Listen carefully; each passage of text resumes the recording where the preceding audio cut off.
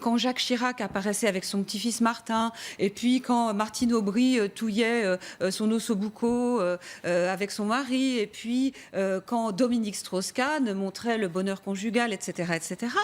Effectivement, il y a un moment où les journalistes, cette espèce d'actualité heureuse, vous voyez, sur papier glacé, il y a un moment où les journalistes sont fondés à se dire, mais qu'y a-t-il derrière tout cela?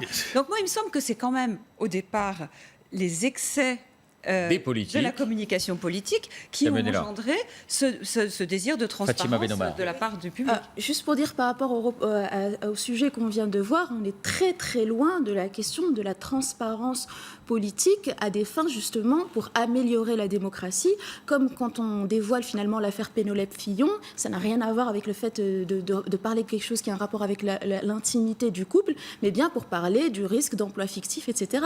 Là, au contraire, ça fait du mal à la politique parce que vraiment, ça met en scène une pépolisation, une personnalisation qui fait qu'on ne va pas forcément voter pour un projet politique, mais pour l'empathie ou l'identification qu'on a avec un homme ou une femme politique, et c'est très très loin des exigences de transparence qu'on a par rapport à des faits répréhensibles, ou bien d'emploi fictif, ou bien de violence, ou quoi que ce soit. Bien sûr, il y a une différence de nature avec des faits répréhensibles. Pour moi, ça, c'est pas de la transparence, c'est du voyeurisme, c'est la génération de télé-réalité, c'est tout ce que vous voulez, mais c'est pas du tout le débat Est-ce qu'il y a 20 ou 25 ans, les médias se seraient intéressés aux plaintes contre Gérald Darmanin ou plainte classée sans suite contre Nicolas Hulot de la même manière?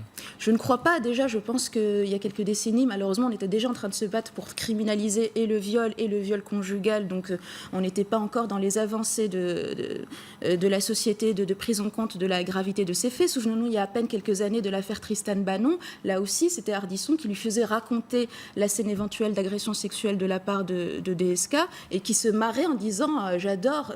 Vous vous souvenez de cette émission où il recevait Tristan Banon? Donc, on était dans une dans un déni, dans une glamourisation, dans une euphémisation, tout ce que vous voulez. Et là, nous, les féministes, on a réussi à vraiment politiser la question des violences sexuelles et sexistes, mais ça ne veut pas dire que le traitement aujourd'hui médiatique et politique qui en est fait est satisfaisant.